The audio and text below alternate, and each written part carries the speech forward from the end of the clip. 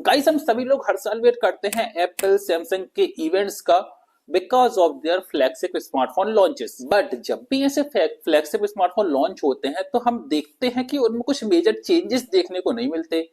उसी प्रकार का डिजाइन देखने को मिलता है, वैसा ही डिस्प्ले, उसी प्रकार के कैमरा मॉड्यूल्स देखने को मिलते हैं।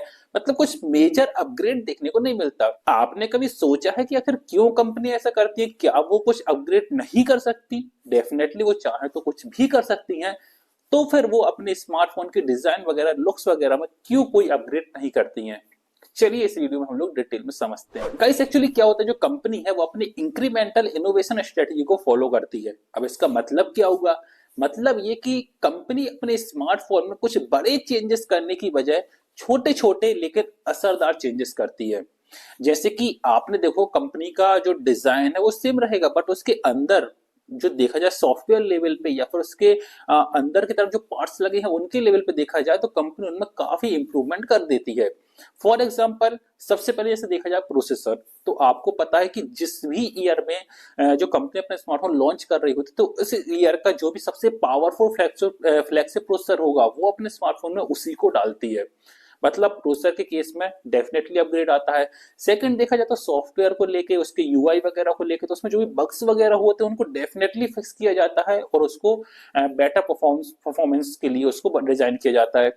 उसके बाद देखा जाए तो आप देखते हैं कि स्मार्टफोन जो कैमरास लगे होते हैं तो कैमरा आपको डेफिनेटली उसी प्रकार के, उसी शेप में दिखेंगे, बट यहाँ पर उनकी टेक्नोलॉजी में पिछले एक साल में जो भी इंप्रूवमेंट हुआ है वो आपको उस साल के फ्लैगशिप स्मार्टफोन में देखने को डेफिनेटली मिल रहा है। सेम इसी प्रकार से देखा जाए तो बैटरी को लेके, डिस्प्ले साइज को लेके भी सारे इंप्रूवमेंट किए जाते हैं। और आपने देखा होगा जिस प्रकार से अभी एआई डेफिनेटली बहुत स्पीड से बढ़ रहा है तो हर एक कंपनी अपने यूआई में, अपने सॉफ्टवेयर में, इवन अपने हार्डवेयर लेवल पर भी एआई को अपने स्मार्टफोन में ईयर बाय ईयर डेवलप करती रहती है, उसको और ज्यादा इंप्रूव करती रहती है।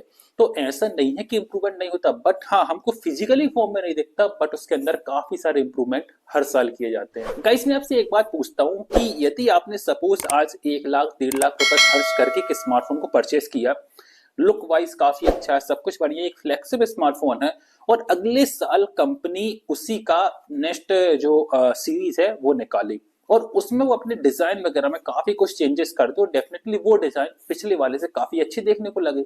फिर एज अ यूजर्स आपको कैसा फील होगा कि आपने पिछले ही साल वहां पर 1 1.5 लाख रुपए खर्च करके वो स्मार्टफोन परचेस किया है, बट अब जो नया स्मार्टफोन आया वो काफी ज्यादा बेटर दिख रहा है उससे। तो यहाँ पर क्या होता है कि भले ही वो नया स्मार्टफोन वो नए यूजर्स को जरूर ग्रैब करेगा, बट जो पुराने कस्टमर है, पुराने यूजर्स हैं, उन पर इसका क्या इम्पैक्ट पड़ेगा, कंपनी इस चीज को बहुत अच्छी तरीके से जानती है और समझती भी है। यहाँ पर आप देखिए, मैं साइड बाय साइड आपको जो इमेजेस दिखा रहा हूँ स्मार्टफोन के, आप पहचान के बताइए कि कौन सा स्मार्टफोन इसमें सैमसंग का है, कौन सा स्मार्टफोन इसमें एप्पल का है और कौन सा अदर स्मार्टफोन है। गाइस डेफिनेटली आप एक ही झटके में देख के पहचान गए होंगे। क्यों? क्योंकि यहाँ पर आपको पता है कि जो सैमसंग का फ्लैगशिप स्मार्टफोन है वो किस प्रकार का दिखता है, आपको पता है कि जो एप्पल के स्मार्टफोन है वो किस प्रकार के दिखते हैं, और अदर स्मार्टफोन वो तो अतरंगी दिखाई देते हैं। सो गाइस यहाँ पर होता क्या है, ये जो सारी कंपनियां होती हैं, ये अपनी जो फ्लैगशिप स्मार्टफोन निकालते हैं तो उनके डिजाइन को लेके उस सीरीज का एक प्रकार से ट्रेडमार्क सेट कर लेती हैं, जिससे क्या होता है कि यदि उस प्रकार का स्मार्टफोन कोई भी देखेगा तो एक झटके में बता देगा कि हाँ ये इस सीरीज का स्मार्टफोन है।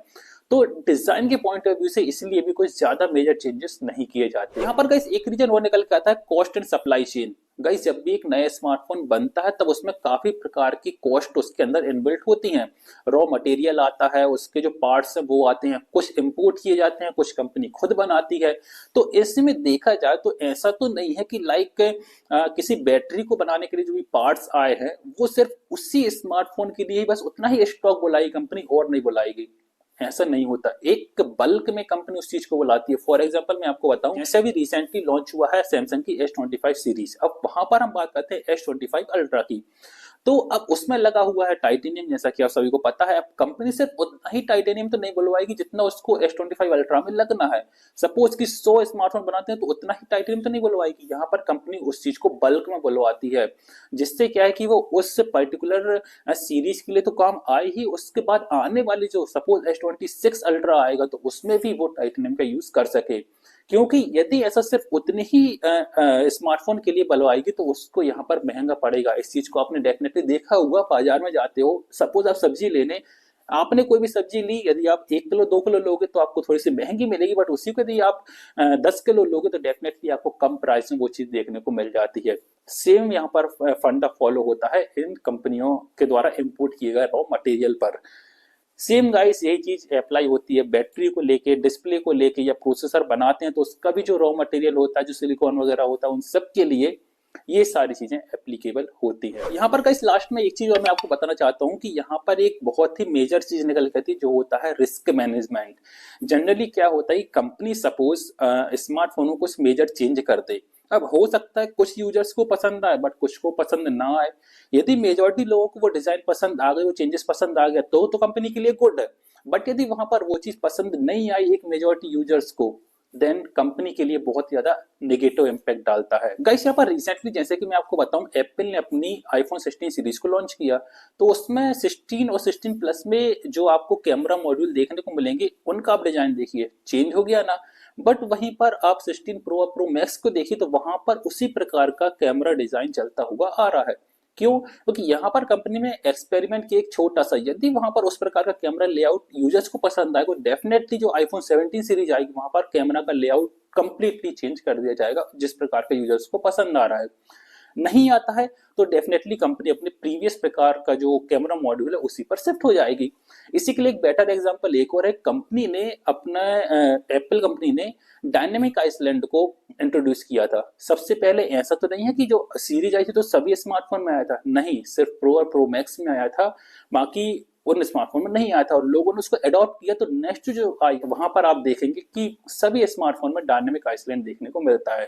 तो इसी प्रकार से कंपनी छोटे छोटे एक्सपेरिमेंट करती है, यदि वो यूजर्स को पसंद आते हैं तो उसको अडॉप्ट कर लेती है, नहीं आते तो उस चीज को वहीं पर छोड़ देती है। इससे कंपनी के ऊपर नेगेटिव इम्पैक्ट भी नहीं पड़ पाता। वैसे इससे याद आया कि अभी रिसेंटली देखा होगा आईफोन एप्पल ने अपने आईफोन 16 प्रो मैक्स में एक डेडिकेटेड कैमरा कैप्चर बटन दी है, यूजर्स को पसंद नहीं आ रहा। देखते हैं आखिर अगला जो आईफोन 17 सीरीज आएगी उसमें वो बटन होती है या फिर नहीं होती है। So guys that's it for today. I hope आपको वीडियो पसंद आएगा, इन्फॉर्मेशन पसंद आई होगी। मैं मिलता हूँ बहुत जल्द आपसे आने वाले नेक्स्ट वीडियो में, तब तक के लिए बाय बाय।